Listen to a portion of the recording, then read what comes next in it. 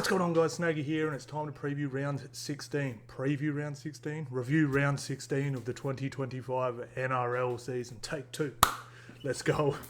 Look, boys, I really enjoyed this round of footy. It was super exciting. We got off to a blinder start with our punts on Friday night. Got absolutely annihilated on Saturday and finished real strong on Sunday. Green ticks galore. So let us know how you went on the punt this weekend. Let us know how many tips you got. We actually sucked ass on our tips. We only hit 3, but I'm super happy. I know it sounds weird. Tipping's never been my super strong point. It's always been the punt, but a couple things happened this weekend that really have gone a long way to me winning a lot of money at the end of the year. So I'm actually really happy, and I'm really happy we finished this weekend off with a bunch of green ticks as well. Roll into next week absolutely with our chests out, ready to pump next weekend, round 17. All right, boys, let's get through these. Let's get through these games. Now, I did miss a couple games. All right, I did only just watch replays, but I'll tell you about that when I get to them. Raiders hold on against the West Tigers 16-12. Baby Panthers defeat the Warriors 28-18. What a game. Knights defeat the Dolphins 26-20. Storm sneak home against the Bunnies 25-24 in Golden Point. Broncos with a comeback 34-28. Man, I tipped Sharkies in that one. I was nearly right. I was nearly goddamn right, but we hit our bet in it, so we're all good. Then Roosters absolutely annihilate the Cowboys 42-8. And the Eels, super entertaining game, 36-20 defeat the Titans. So let's have a look at the ladder, guys. I don't think this one's updated yet. I like the more aesthetic one, but... Oh, yeah, it has updated. There we go. We don't have to look at this crusty ladder anymore. How good. Ooh. All right, so Eels. Hang on, what? Bunnies dropped to 16th? Am I in the right year? How did that happen? They were in the 8 like a week ago. How did that even happen? Oh my lord. Wow. Now, one of the reasons I was happy was I genuinely believe that whoever lost out of Titans and Eels was probably going to go on to win the spoon, just for a couple reasons. Wins are going to be a little scarce for both teams. You can get 2 points clear and also help you for and against there as well. So if you look at Parramatta's for and against there, substantially handier than the Titans. So as long as they don't get more hidings than the Titans for the rest of the year, they should be able to hopefully stay above. I got them at 11-1, $1,000 down, 11k payout. So fingers crossed. We've got 10 weeks to go. Come on, Titans, I'm death riding you. And then I'm praying that you don't win it next year. I don't want to see any team ever win 2 spoons in a row. That's just sucks. I feel sorry for your fans. Oh, man, that absolutely blows me away. Damn, crazy. All right, Bulldogs out on top, officially. Oh, technically not again. I mean, yes, they are. Bulldogs are on top of the table, Bulldogs fans. Don't think I'm saying you're not. Oh, no, they are. They're literally 28 points. Oh, but they've got one less win, I guess. But look at this. How's this working? This is silliness, man. They need to sort this thing out. It's pissing me off, eh? But let's just go on points. Doggies are on top. Raiders, Storm, Warriors, the top 4. Broncos somehow back into 5th. What is going on this year? What the hell is going on this year? This sort of movement happens a lot at the start of the season, but it shouldn't be happening in round 16. Seriously. Sharkies drop down to 6th. Roosters, and look at that, the Penrith Panthers. The goddamn Penrith Panthers are in 8th. Dolphins drop to 9th. Seagulls, Dragons move up with their buys. Then we have the Cowboys dropping down to 12th. Knights shift up into 13th. West Tigers down into 14th. Eels, Rabbitohs, Titans. That's wild, man. That's wild. This season, this is the best season I can remember in a really long time. Like, even though like the punt's been hard, like I've just got it up here. So we're up to 52 firm underdogs. So this doesn't include $1.90, $90s, or $1.92s to $1.88s. 52 upsets this year. There's only 200 games in a year and a full season. That is absolutely insane. That's in the 40%. Ridiculous. But as a rugby league fan, it's terrible if you're a tipper or you gamble for a living. But bloody bloody great if you're just an NRL fan, seriously. Anyone could win this year. Anyone in these top 8 so far, I still think you're going to have to finish in the top 4, but you can anyone in the top 10 can finish in the top 4 still if they go on a run and someone slips away. Traditionally, every year, a team that's not necessarily in the top 4, but somewhere just starts to drop. So if you're there or thereabouts, boys, don't write it off. You could still slip in. All right, Raiders, man. Let's talk about this one for a second. We hit Tarpany try score in this one. I was stoked. And I gave some other suggestions too. I said Starling, and I can't remember. I said Sebastian Chris as well. Did Chris score? No, he didn't. But damn. And someone asked me, what do you think about Jed Stewart debut try? I'm like, well, I'm sure they'll try and get him one. Boom, boom, boom. How good's that? 16-0 at half-time. West Tigers, look, I've been a little critical of the West Tigers so far, whereas I feel like they don't really start to play footy until about the 60th minute. Like, I feel like they're playing too within themselves. I'm trying to almost be too defensive-minded, too percentage-minded, kick to the corners, dunk test. This game, I actually felt like they were trying. But Raiders were so elite in the first half. Like their goal line defense was so damn elite, they just couldn't crack them. But I actually thought they were trying a lot more from a lot earlier. Even though it does look like they didn't kick into gear until the second half, I do give them a pass in this one. I thought they actually did try, and Raiders was just so good in that first half. They really were. And then, as this season's been, it's been the tale of two halves lately, and I mean, we've seen it all this weekend as well. It's been all year where they turned it on in the second, and Raiders couldn't fire a shot back and could not score in the second half, which is just insane. They're a second half scoring team. I needed them for 3 tries for the game. I was sitting there at the 23rd minute going, Raiders. I think the Raiders averaged 3.5 tries in the second half. Could not get one. That is insane. Absolutely insane. I mean, look, they dominated possession, but did drop the ball a little bit too much. But Raiders, look, high completion rate, 4 line breaks apiece. Where's these missed tackles? They missed 46 tackles. Surely a lot of those are in the second half, because I thought their defense was absolutely insane in the first half. It was really, really good. Look, man, it was good to see Jed Stewart get a run. He looks really good, real strong. It's going to be tough for him to get a spot though, because that Tamale is special. Is absolutely special. But look, as far as Raiders fans go, other than a handful of forwards in the first half and stuff like that, nothing too much to write home about this one. But a lot of people were saying, no, Raiders aren't even that good, Rara. To me, like, Raiders are at the point now where they're not going to play good every game. But this Raiders 100% lose this last year, probably the year before that, possibly the year before that. One of those years they were good. I can't remember which one it was, but you know what I mean? They found a way to win. And that's what the good teams do when they have an off night. They just find a way. It's ugly. I know everyone in the comments, it's either good or trash. Like, you're either a premiership threat or a spoon threat, but there is a big in between. And to me, good teams win games ugly from time to time. And that's how you finish in the top 4. That's how you give yourself a genuine chance of winning the comp. So I don't take too much away from the Raiders in this one. They're going to be back. They're going to be better. I mean, just everyone was just down a little run there, except for maybe Ethan Strange. Ethan Strange is special, seriously. But we didn't get to see the outside backs get a ton of ball, all that sort of stuff. But pass mark, they were fine. As soon as now, what's his name? Was it Latu Fainu that came on?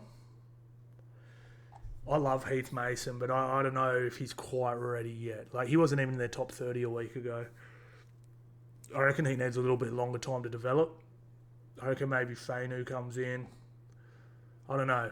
But look, to me, I actually really enjoy what the Tigers did. For me, Tigers need to forget trying to finish this high percentage footy.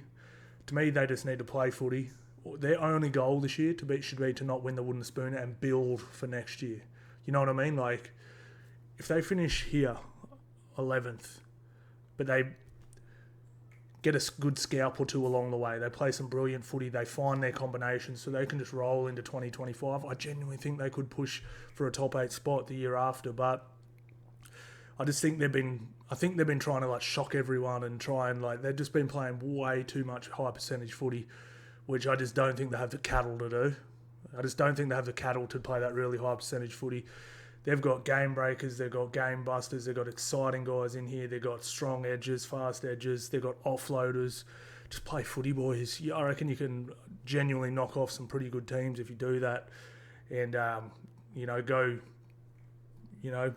shock a few teams and people go, you know what, they might be a bit of a threat next year. There you go, I've written it down. Holy, that is insane. Oh, my Lord. I'm so glad I wrote that down. Sometimes I just about all the time write notes. Raiders missed 3 tackles in the first half. That means they missed 43 in the second half. 43 tackles missed in a game is bad. Wowzers. Okay, so in the first half they had it. That shows you how good they were playing. 3 missed tackles and a 90% completion rate. That is insane. But yeah, I've written down here as well. That was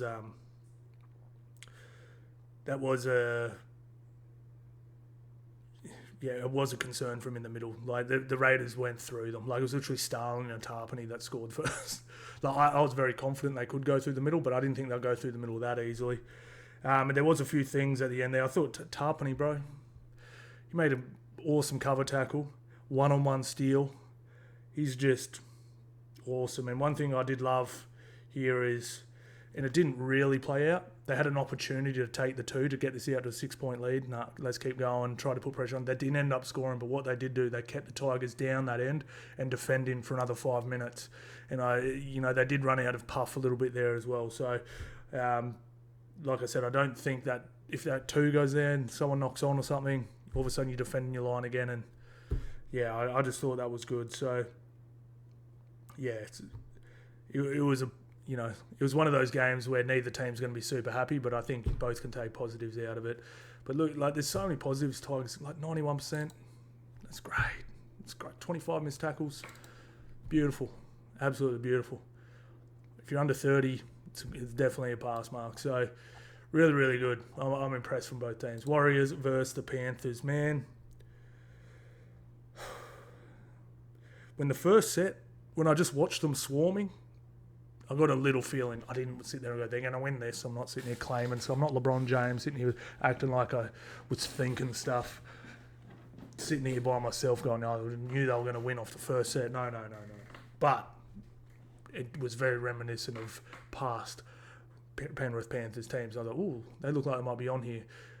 And then I still was extremely confident the Warriors were going to win. So I actually thought the Warriors were going to win pretty much through the whole game. I just had a feeling, but those last 2 tries sort of sealed it there.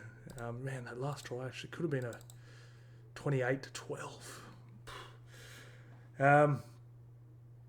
Man, the Fisher, Harris, Moses. Who won that battle, boys? Who do you think won that one? I thought Moses got him, I thought Moses got him. He's such a good underrated player. Oh, by the way, someone in the Discord said they want to hear me drink energy drinks live on my YouTube videos again. So here's one for you, bro.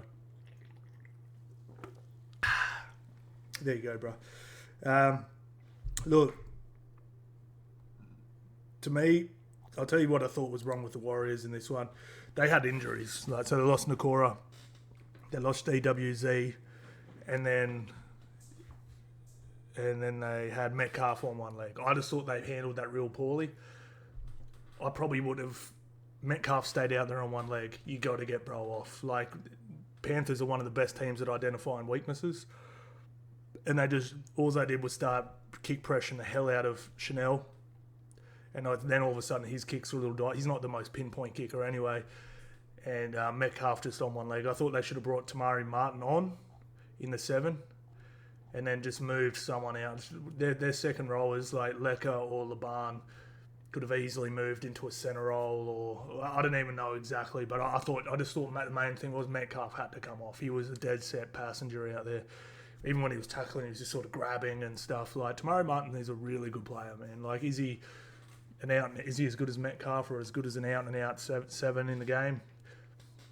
Maybe, but maybe just off. He's really good. So I thought they fumbled the bag a little bit with that one. It was very evident they started targeting Chanel after that one. But look, Warriors have been great. Penrith thrive in these sort of things where everyone writes them off. So they're really good. And man, Penrith, onto Penrith now. My biggest criticism of it, even when they were at full strength, was all these players. Laurie, Jenkins, Tungle, McLean, Alamotti. Blaze has actually been all right. But Moses has been good. Mitch Kenny's been good. But everyone else had been Papali''s been all right as well. But a large chunk of them just didn't even play to their own standard, let alone a Penrith standard. And you just can't expect 4 blokes or 5 blokes, Origin blokes, to just carry us home. Like they're a team. They're a team that beats you. It's not like Kalen Ponga last year, who would just tear you to pieces on his own. Like they team beat you. They strangle you everywhere. And I just thought all these guys step up. Now this could be a huge win for them, because if these guys keep playing like this and you drop Cleary, I don't know how long he's out for. Oh, let's have a look. Actually, is it on here? No, it's not even on there. You drop Cleary, Martin, Yo, To'o, all of a sudden. Just some standouts. I thought Tungle was actually really good. It's Milky Jenkins. Me, myself and Irene fans. Milky. Wow. I was very critical of him at the start of the year. I was like, what is this dude in the team for? But he's been absolutely enormous. And Casey McLean as well. He's just turned 19. Like, it's insane. This kid has to be special. Like, Penrith don't sign outside backs long term when they're 18 years old. Like, they didn't sign Critter, Tungle, Taylor May. None of these guys got big long contracts like him and his brother did at just turning 18 years old. So they've clearly seen something we haven't, and we saw glimpses of it, but he's been very patchy in between. But that where'd he go? He went in, out, made him jump, pass to Jenkins was Crichton-like. Absolutely beautiful. And for all those you don't know, Crichton was pretty damn patchy when he first came to the league too. He got bathed by a few times. I remember I was watching the game against Wonga Blake, and I was sitting there going, why did they get rid of Wonga Blake for this Stephen Crichton dude? This Stephen Crichton dude sucks. Next minute, he's getting compared to Mal Meninga. But he was getting bathed. Not all the time, but just like every now and again, he'd just get absolutely bathed, and you're like, man, what the hell's going on here?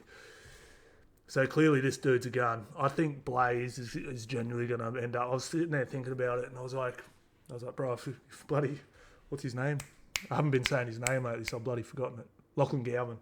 Couple passes he threw in this. I was like, bro, if Lachlan Galvin threw these passes, it would be all over the bloody Matty John show, showing 26 replays of it. But the way he passes it, just that, it's got that real crack on it. Really nice. Really, really nice. Moses stood up. Scott Sorensen played the best game I've seen him play in forever. Papali'i was really solid. And baby Moses Leota.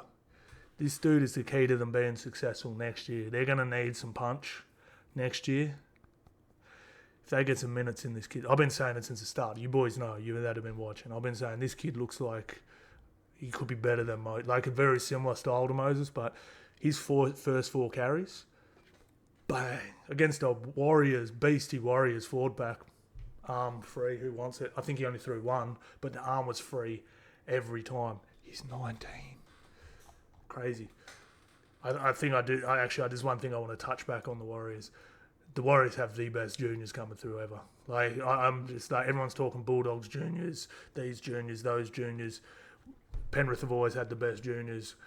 These dudes, bro, Vaymunga, like I've been to saying it, but Jacob Laban, and Halasima, I've been saying it, but I've just got to say it again. They ran a play, and I hope they do this more, where they shifted left to Lecker's side, and I think they rode double unders and just turned Halasima under. And like Panthers just like launched at him, boom, but he's just like dragging them. Boom, falls on his front, quick play the ball, shift it right. Laban's just running this mad overs line. Try. So easy. I was like, we're going to be seeing a lot of that. If those two these two could end up being better a better second row combination than Katoa and bloody having a brain fart.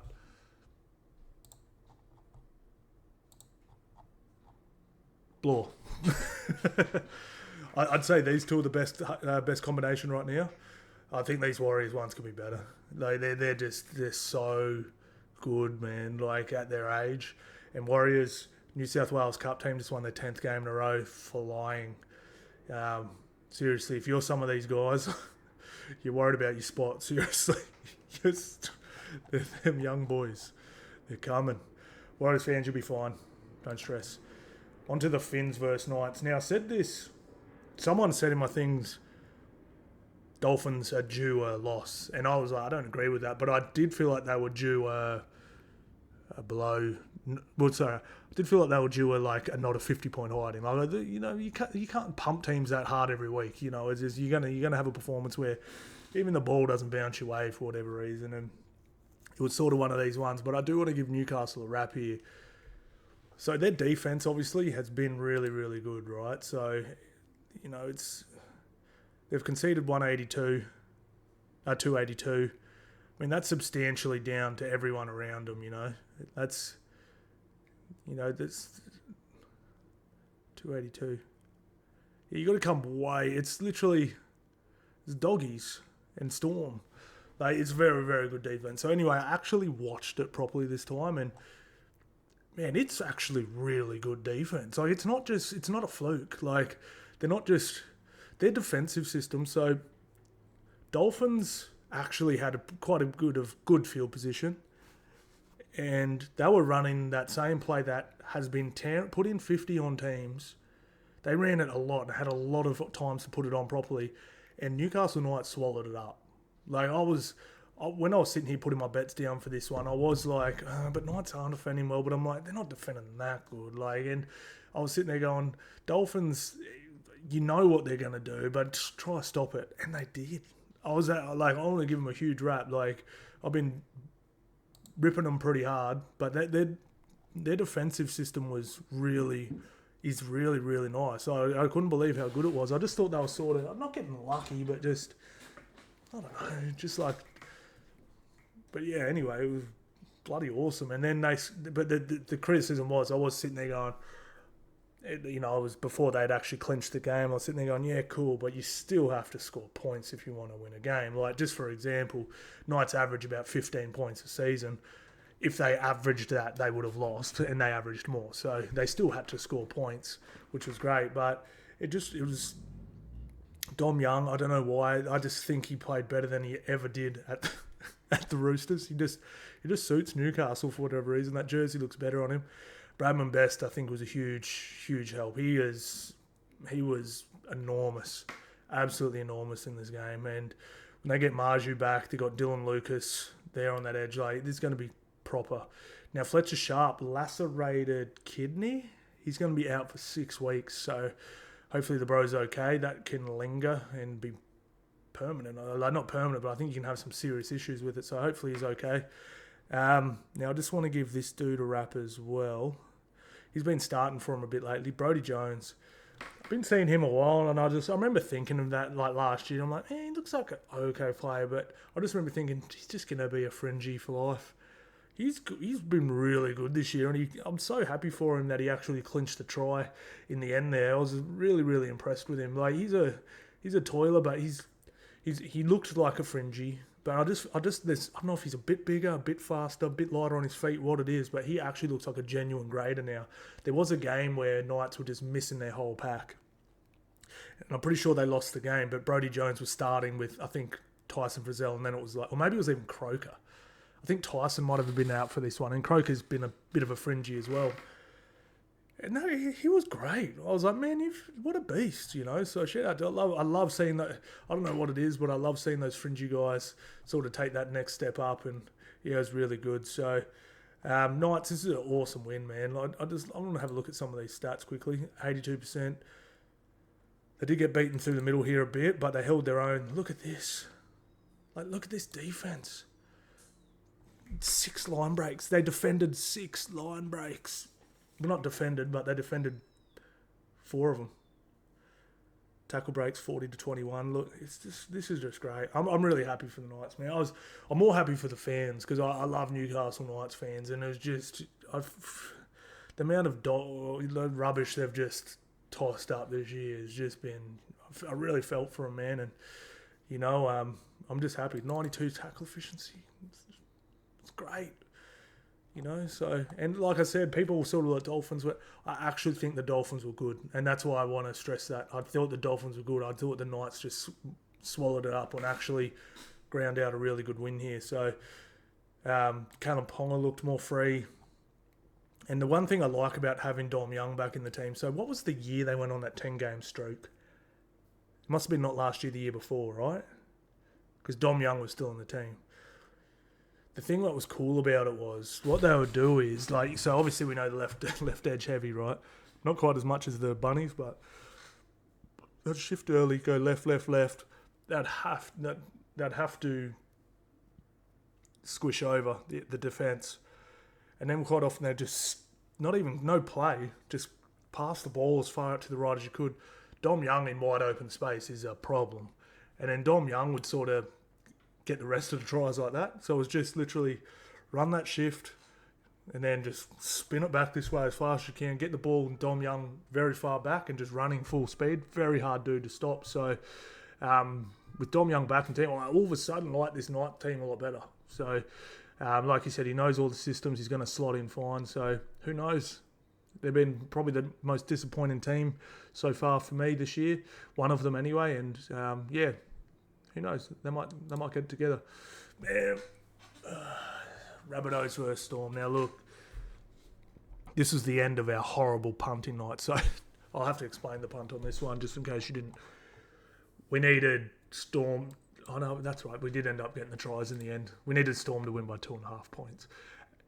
5 minutes into this game, I'm sitting there going, we needed Storm to score the first 2 tries and win the first half and then win the game by 2.5. I'm sitting there 5 minutes in going, never celebrate too early, boys. Damn. Wait till that fat lady starts singing. Remove the first 5 minutes of this game, Bunnies were the better team. They really were. Latrell Mitchell, man, what do you end up with? 4 try assists? So the boot ended up costing him in the end. They scored more tries. Buddy. That stings, bro. You can handle it if it's the same amount of tries and you lose. Like it's 4 tries apiece, you missed a conversion, they didn't, whatever. It sucks, but when you score more tries and you lose, that's just rank. Look at this from Trell Mitt. 3 line breaks assists, 4 try assists, 4 tackle breaks.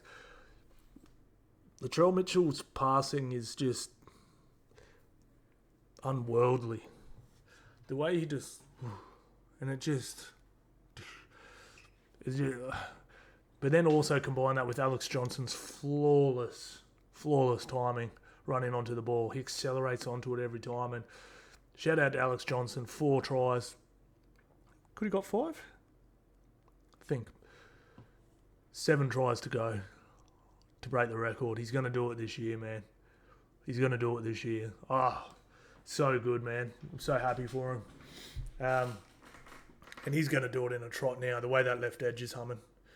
But yeah, if you actually just get it, the replays will probably come up on TikTok or whatever. If you actually just watch the way Latrell something, it just all wrists, and it just, you almost have to watch. It's other people do it, not as good, to get an appreciation for how good Latrell does it. Normally, and it's fun, man. If you do that pass and the winger catches it here, cool. But he puts it here every time. And Johnson, people go, he just runs over the line. It's like, well, sorta.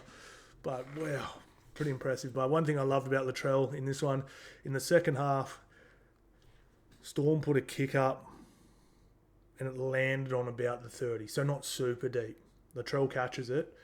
Normally he would jog back towards the middle, get tackled, probably make a total of about 8 metres.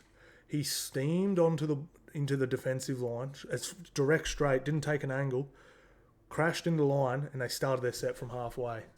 I was like, that is just the only criticism I really had about Latrell was that. I was like, bro, they're starting their sets bloody 10 metres shorter than they should every game.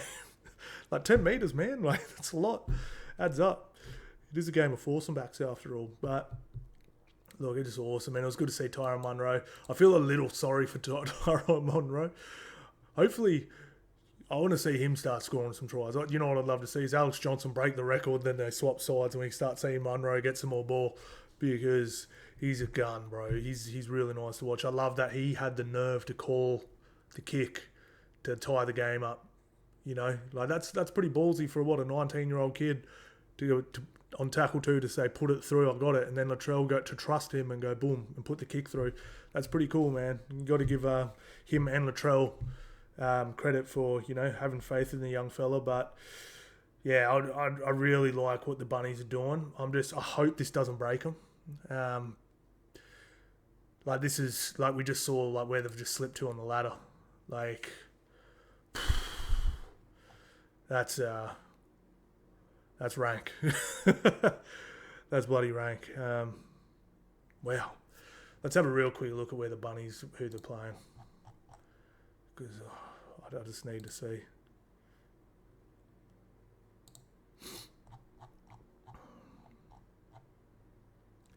Dolphins, big game. There's a big game for the Dolphins too. It's at Suncorp. I'm not too sure about that one. Manly, definitely get it. Bye. Panthers, oh, they got a bye. Oh no, I thought there's only 26 rounds. I forgot it's not 2023 anymore. And then they finish with the Roosters. They do that every bloody year, don't they?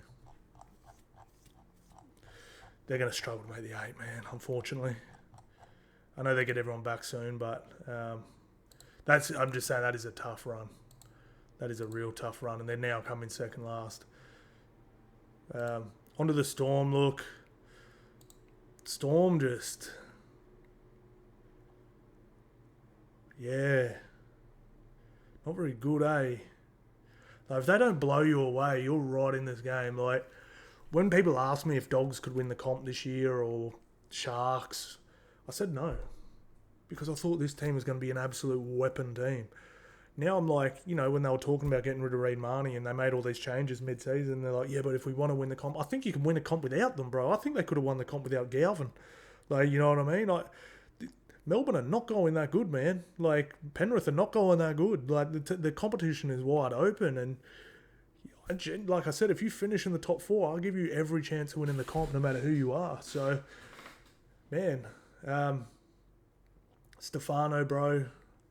How does that dude get an Origin call up, man? Like, yeah, Look, we'll give them a pass on this one. They've been okay, but to me, if they really want to get the chip this year, they're definitely going to have to find a gear. Like, it just doesn't quite look right anymore. Even guys like last year, I felt like Trent Liera was playing his best footy. I don't feel it's quite there. You know, Harry Grant can be behind a beaten pack, can be a little mid sometimes, and yeah, it's just, I don't know. We're going to have to wait and see. It's just, this has been my criticism of them a bit as well. So everyone goes, oh yeah, but, you know, like, sorry to keep referencing Galvin and the bloody Bulldogs here, but I guess they're pretty rough. So Gus and, you know, if you would say, yeah, but essentially two running halves, all right? You know, and people always reference Melbourne. They're like, well, it works with Melbourne. Has it? Like, seriously, has it? Like, they've been... So, last year they made the grand final, beaten pretty convincingly. Before that, I know they finished in the top 5, top 6 the whole time since they won that last grand final. But they were never really a threat to Penrith at all, or a lot of other teams, to be honest. And then, yes, they won 2020. Go look at that team. Just go look at that team. That team had Finucane, Tino, Nico Hines, someone else elite on the bench. That team was so stacked. And just like Cameron Smith in there. You know, like that team was so elite. Like, I don't think people sort of realise how stacked that team actually was. I don't know. To me, running halves really work when you're rolling forward. And we've seen in every big game since 2020, if you stop them rolling forward, Grant can't do anything. Munster can't do anything. Munster's pretty good off the back foot, but when we're talking about big games, you know, you can't play. You're not going to win 4 big games in a row or 3 big games in a row playing off the back foot in the halves. Like, you can jag one, you can steal one here and there. So yeah, I don't know.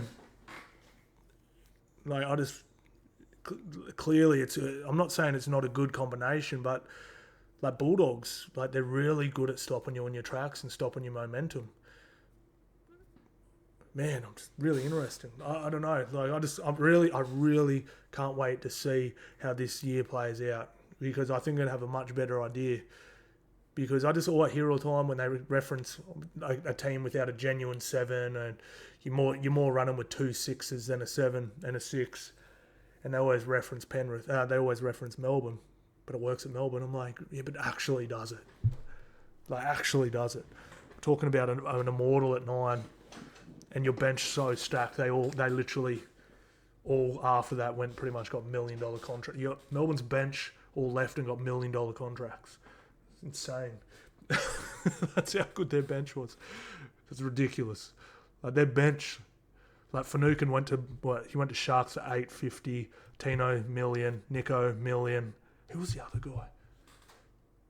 I can't remember, but it was someone bloody good. I remember that.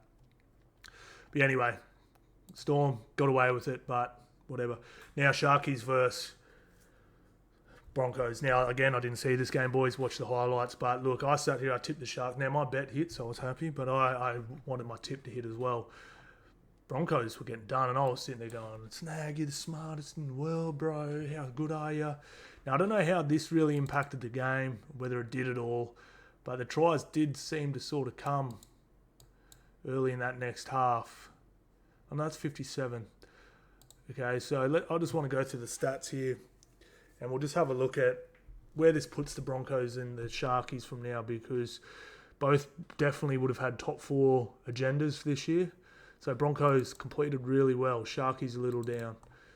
Do you know what I wish you could bloody do? I wish there was a button here where you could click halftime and it would have the halftime stats. It bloody pisses me off you can't. That's why sometimes I screenshot them at halftime so I can remember what went on, because the games are just flipping. Another one of these games where the first half is completely different to the second. 11 line breaks to 9. Did anyone defend in this game, boys? Help me out. Drop them in the comments. 31 tackle breaks, 33. Both ran for about 40 metres. Ruck speed was fast from both teams. 14 offload. Yes, Broncos. What have I been saying, boys? You can thank the Snag for that, Broncos fans. Broncos need to offload more, man. Tackle efficiency. The number percentages isn't like super high, but 30 and 33, not terrible, but you'd obviously want it a little lower. And then penalties 4-7, so it looks like obviously Sharkies got hammered on the 13 errors, bro. Are you serious? How many sets of 6 did they have? Wow, that's insane. Absolutely insane. I'll have a look at some player stats too, boys. All right, so Stags 200 metres from the centres. What a beast. Payne Haas to Undy. Paddy Carrigan. Where did Pat Carrigan play? Did he come off the bench? Oh no, he started. Damn, man. Yeah, just one of those games, hey? Tale of 2 takes. 2 halves. Well, I really want to have a look at this ladder. All right, so this is a huge win for the Broncos. Like, puts them generally up into 5th. They're still 3 wins away from... They have 2 buys left? Let's have a look. We're going to have a look. Because they're going to want to take the Wars or the Storm spot. Raiders and Bulldogs are going to be hard to stop. But they could definitely sneak one of these. So let's have a little look. Oh. Jeez, I hate this bloody website. NRL.com. Do you want me to build you a better website? Seriously. Where's the Broncos? There they are.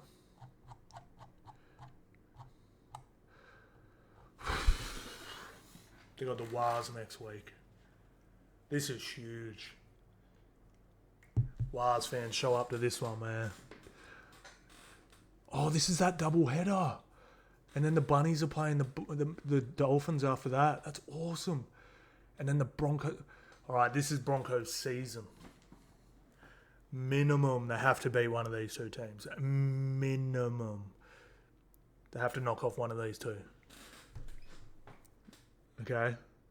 If they knock two off, all of a sudden we're talking genuine contenders again. Like, because they're going to be pretty damn close to top four, right? Then they have the Titans and a bye. So this is actually real interesting for the Broncos here. 2 top 4 teams, then the Spoon team, who they just hammered. Then they have a bye. Okay. Now this is going to be a State of Origin game, isn't it? Bulldogs are missing about 5. Broncos missing 2. Then they have a bye. Then Eels, Bunnies, Storm, Dolphins, Knights. So they've only got one more bye left.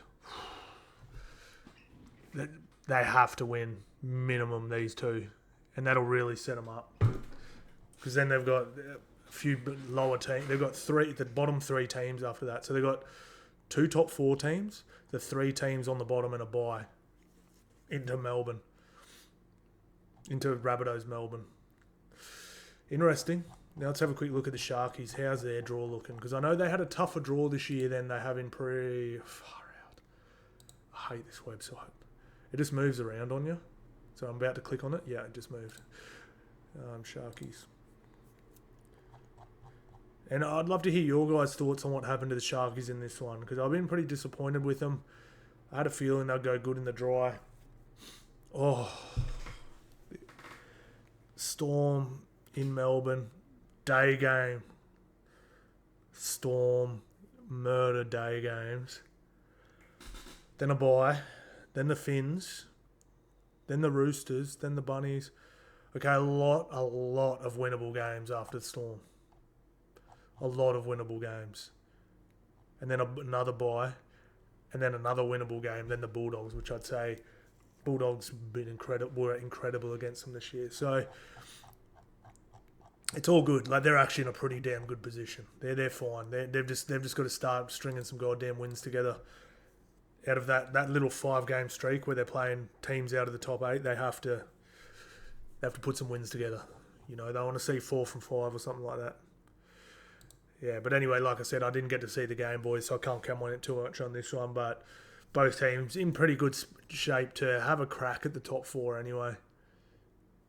But they really have to. All right, I didn't get to watch this game either. I watched the highlights, and oh my Lord, what has happened to the Cowboys? They came out the blocks looking like absolute garbage. I'm talking about their season now. They really turned it around. Then they had a bye against the Panthers, but they actually looked pretty good. And then have just turned to absolute garbage again. Like, what? Like, we heard last week they were throwing their kit in the bin. And then they showed the correct, because I actually did catch the final 20 minutes of this game and then also watch the highlights. They kept showing Cowboys fans in the crowd, and they're just going, like, can we have a look at this for a second?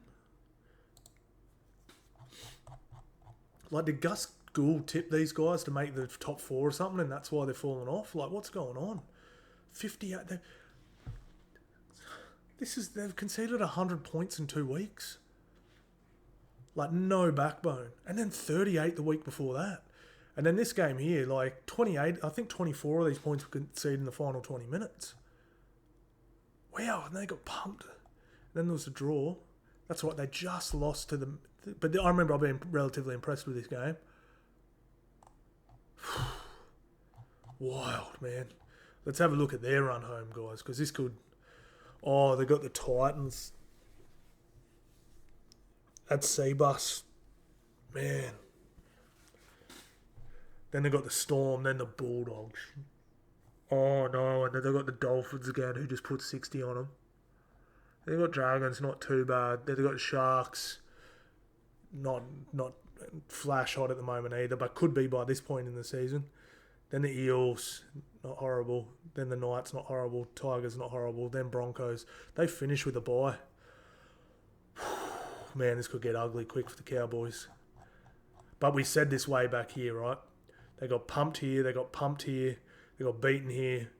And we're sitting here going, oh my God, they've got the Raiders and then Panthers. And then they ended up going on a nice little streak. So they can turn it around. They've already proven they can this year. So fingers crossed they can. But oh my Lord, that's pretty horrible. And all I saw in the highlights was just the most flimsiest, limp-wristed, no backbone defense I've ever seen. Just breaking tackles, just stepping through tackles. I mean, wow. Look at this. Lindsay Collins, Billy Smith, Connor Watson, Billy Smith again, Marky Mark, Tedesco, Tupou, Marky Mark again. Just, there, man. I've got to have a look at some of these Roosters stats. Surely some of the boys put up some numbers. Tedesco 230. He's a low key. Could definitely win the Dally M this year, eh? Keeps putting up these numbers. Everyone loves him. 2 line breaks, 1 line break assist, 9 tackle breaks. Tupou 181. Toya 127. Marky Mark 245 and another freak try. White 206. Wow. Like you're letting the team do this? I'm gonna have a look at some of these missed tackles here, boys. For the Cowboys, who's leaking all these points? Missed tackles. Just a team effort. Bateman missed 8 tackles and 2 interference. They're Reed Marnie numbers. Reed Marnie had been impressed with those. Dearden. Yeah, I'll give him benefit of the doubt, backing up from Origin. Also, he does do those ones where he's covering and slips off and stuff. Like, they're not bad missed tackles. Griffin Neem, 6 in the middle. That's just not good enough, bro. McIntyre, 5. Just a pathetic effort. Cowboys, pull your finger out. Pull your finger out, boys. Seriously. Let's move on to the Spoon Bowl. I loved watching this game. I was at junior footy all day watching my young fella play, and he carved up, by the way. Absolutely carved up. But they lost. Got to try those. So that's the main thing, right? But I was just came back. I was like, oh, trying to watch some footy. Let's go. And yeah, I really, really enjoyed it. I loved, man, like I know that people will sit there and say, you know, whatever, but they can pick flaws in the game. But the 2 bottom teams, man, that was pretty high quality stuff to watch. Like, it was really, really good stuff. And I love the way I pray they keep this style they're playing with. Like, I'm loving what Rilesy's doing. Like, I love. It's just a fun style, but it's very hard to stop as well. Just obviously have to tighten up their defense. I'm talking more about offense here, but I just love that. Like, I'm so sick of teams just running this trash block shape. Unless it's the Dolphins last month, that's been pretty beautiful to watch. But you catch my drift, right? Block shape didn't work. Go back, block shape, turn and go out. Parramatta just. Like Jack Williams or Junior Paulo just steaming along, boom. Junior Paulo's so around, he spins, someone's swinging around, boom, gets to an edge, immediate overlap. Like, you have to put at minimum 2 dudes on Junior, usually 3. Because he's sort of turning as he gets the ball, boom, he's so big and round, boom, straight out the back, swing around. It doesn't work. They fling it back to the left. They go back to the right, but they also punch through the middle. Hopgood through the middle. Jack Williams through the middle. Boom, boom, boom. And then edge. It was just fun to watch, man. It was actually really exciting. If this game meant something, like if this was to get into the top 4 or the final game of the season and the winner of it made the final, we'd be sitting there going, what an incredible game. It sort of was a nothing game. So not many people will give it much of a rap, but it was actually awesome to watch, man. I really enjoyed that. Really, really enjoyed it. Just quietly here, Zach Lomax, jeez, GOAT. Jack Williams, man, I need to check this because I was sitting there going, this dude, man, how old is he? 28. A couple years older than I would have thought. If he develops like this, I genuinely think he's a smoky for Origin next year. I think he is, after speaking to some junior recruiters and stuff, They told me they're looking for more of a Paddy Carrigan style footy. I think this guy, he's a prototype for the future front rower going forward. They are actually moving away from the Junior Paulo style front rower. The Sam Cassiano. This is the biggest, strongest guy you can find, and they're finding guys that can contain these guys, but also have not fast for a big guy. Fast. Not he can move pretty well. He's got good lateral movement for a good guy. He has good lateral movement. And he has all that. He is enormous. Like, I know this sounds crazy. Just for whatever reason, and say he got put on the bench for New South Wales or Queensland, I don't know where he's from, I would actually be like, I think he would do all right.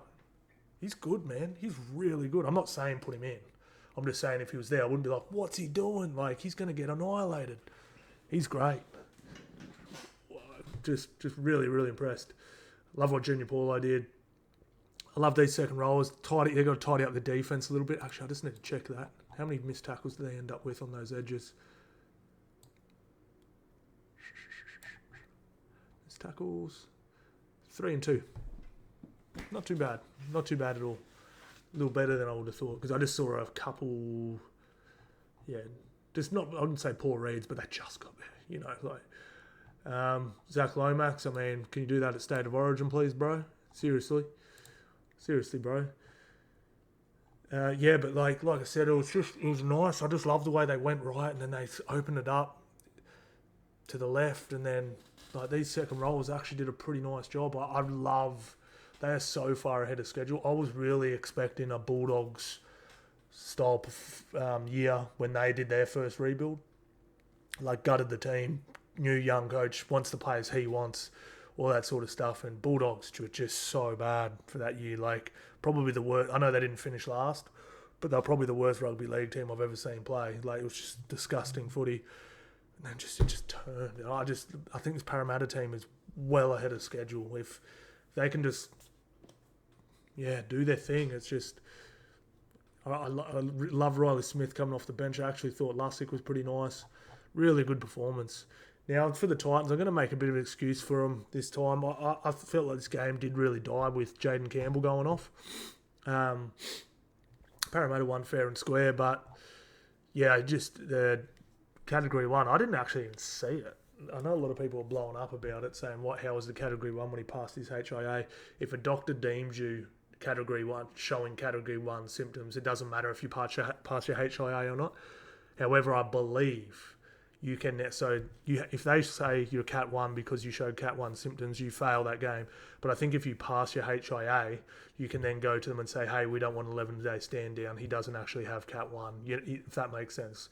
I just saw someone blowing up, a Titans fan blowing up in the comments on one of my videos, saying, how did he pass his HIA then? And then someone else was like, that he, like rah-rah. But I think that's why they do it. I can't remember who it was, but I remember someone got off the 11-day stand down because he showed Cat 1, but he's like, I wasn't Cat 1, I was just woozy. And then, I passed my HIA and I'm not showing any symptoms and rah-rah. So, Tino, Mo off the bench just never really sort of hit. Those boys definitely have to start. But like I said, I actually don't think it was that bad. I just really felt like when Jaden went off, I just felt like everything died down with it. And I just thought Parramatta were just good enough, throwing the ball around enough, moving the pack around. Parramatta were like in a cycle, but it wasn't like a predictable cycle, and they couldn't really keep up with it. But I mean, AKP was good. I thought Brimson was pretty solid. But look, I need to have a look at the Titans because I want to see if my money's locked in. I need to see if my money's locked in for them for the spoon. All right, so let's have a little look-see.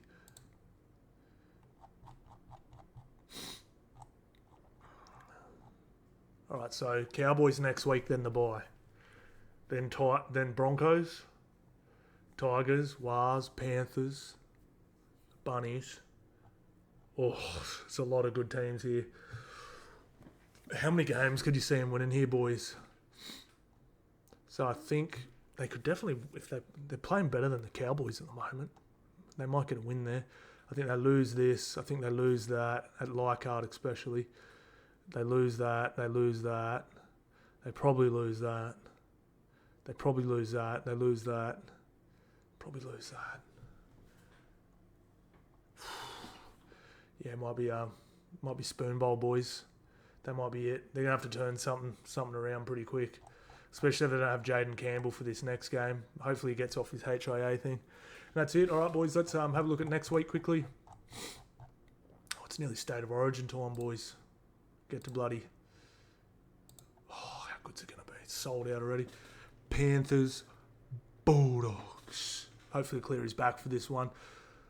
Not because I want Panthers to win. I want to see how legit Bulldogs are, you know. I want to see if Penrith are actually back or whether they, you know, just a good feeling out game.